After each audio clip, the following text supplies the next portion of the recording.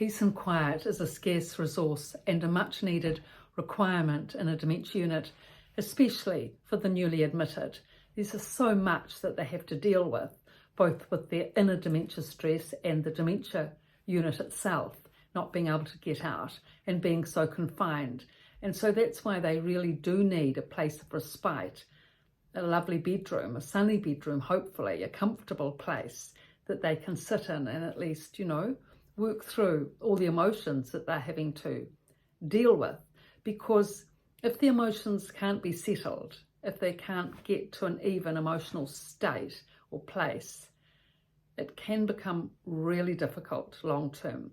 If the person becomes deeply depressed and you can't reach them and get them out of that space, that's difficult. Same with escalated anxiety. If the person becomes really anxious, that's really difficult. And of course, anger, that's extremely difficult because that can have repercussions with aggression. So that's why it's so important to try to alleviate the emotional stress as much as you can and as soon as you can when you come into a dementia facility. And a quiet place does make a big difference. It really does. If the person is depressed or anxious and they have their own quiet bedroom, their own home with their familiar things about them and a comfortable bed and a nice chair where they can sit and flick through magazines or just look at a nice picture or painting of their family or their home or the farm, then at least they can have that chance to unwind. But if they don't have all those facilities, if the room is cold and bare and barren, and it's not warm, how can they unwind? It's impossible. So what actually happens, and I've witnessed this many times, is the dementia residents that aren't supported, where the room is cold and barren and unwelcoming, they will spend definitely all day in the warmer lounge, escalated, loud and calling out all day long. All day long. I want to get out, I want to go home, get me out of here, whatever it is, on. And the other dementia residents have to cope with that calling out all day. You can imagine how much stress that gives. It's not just for 1 or 2 minutes, honestly. It can just go on constantly. And if you've got one dementia resident that gets escalated like that, other dementia residents start calling out to them to be quiet. And then, of course, tension can break out, even fights can break out, and it's just so difficult to settle. So that's why it's important, of course, for the person themselves to settle, but for the rest of the unit as well, who's trying hard, most of them, many of them, to, be calm and to be a good citizen in a dementia unit and not to react to these loud dementia residents.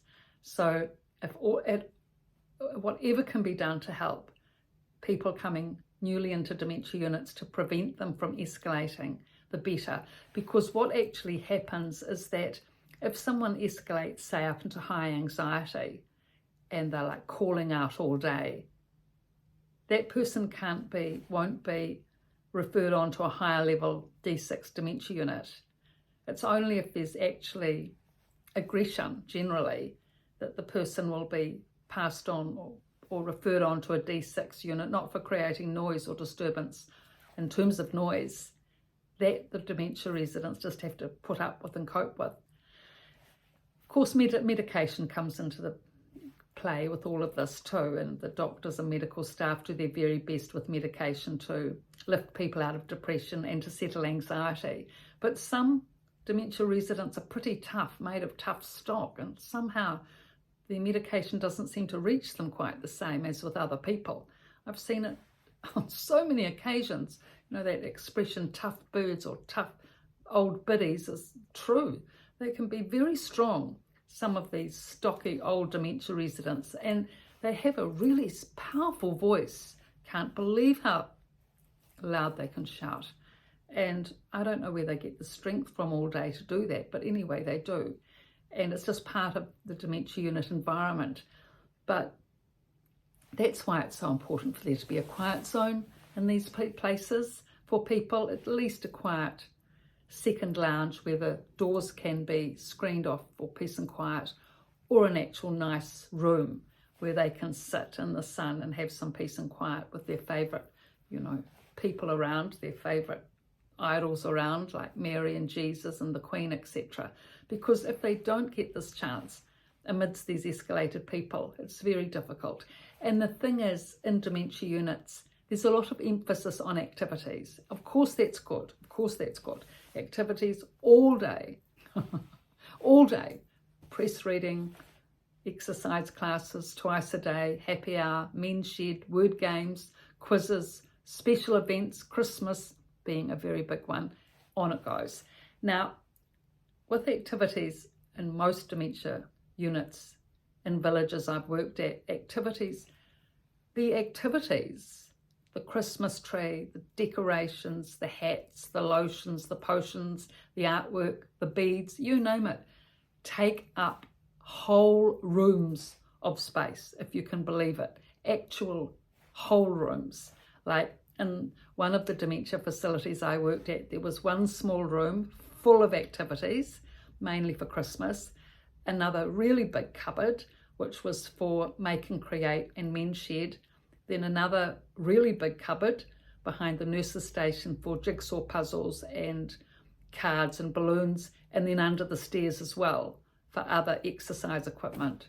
And also at the main village, there was also resources there for special occasions like Easter, etc., when it was needed. That's like 2 to 3 bedrooms of space, for activities. Now, that's a lot of space. Whereas if that can be diluted down a little or reorganised somehow into a nice quiet room for these people, that will just help them so much. And also, I'd just like to say here one thing that's really important for dementia residents, even in the quiet room, if there's a nice quiet room for them, if they're looking out the front, they're in their chairs, they're looking out the window, out to the sun and garden, nice peaceful place, there can still be in that room a long length mirror put in the back of the room. No one will see other people looking at themselves in the mirror, and it's a really important facility. You can get acrylic mirrors, they're non-smashable, you can't smash them or break them, and you can put or even a couple of long length mirrors there for dementia residents to be able to see themselves and get body orientation. Most don't have mirrors in their room, maybe 1 or 2 long length mirrors. There's none in the unit. They don't get to see themselves at all. They don't get to orientate how they're looking. They don't even get to see what age they are or how their body's looking or whether they're on a walker or what their shape is or anything. So it's very difficult to orientate to yourself when you're just only getting to see from your shoulders up. Whereas if they've got 2 long length mirrors they can look in a private room, and the other people looking out the window won't be able to see them. The mirrors are just on the back wall. That will be a really helpful thing. And people can get to see what it is they're wearing, And if they like blue, if they're wearing blue all the time, or if they like, the track pants they're wearing or the jump, some women, many people like to be able to have a say in what they're wearing. But if you can't see what you're wearing, it's very difficult to be able to have an opinion. Whereas if you can see what outfit that your carer is generally putting you in, you're more likely to be able to say what you like or what you don't. Maybe you like beads or you like the same colour throughout. For an outfit, you don't like it all to be all colourful and mixed up. And then it's good for cognition, it's good for orientation, it's good for muscle memory, for body orientation, for taking respect and pride in oneself and all those wonderful things. So a quiet zone, being able to really try to de-escalate dementia residents for the sake of them and the rest of the unit, and having a mirror in the back of the room so that people can see themselves and have a chance of body orientation. So I've written about all these topics in both books, The Resident's Voice and The Resident's Rise, both on Amazon and in my website description below. Thank you for your likes and comments, and please subscribe if interested in this channel. Thanks.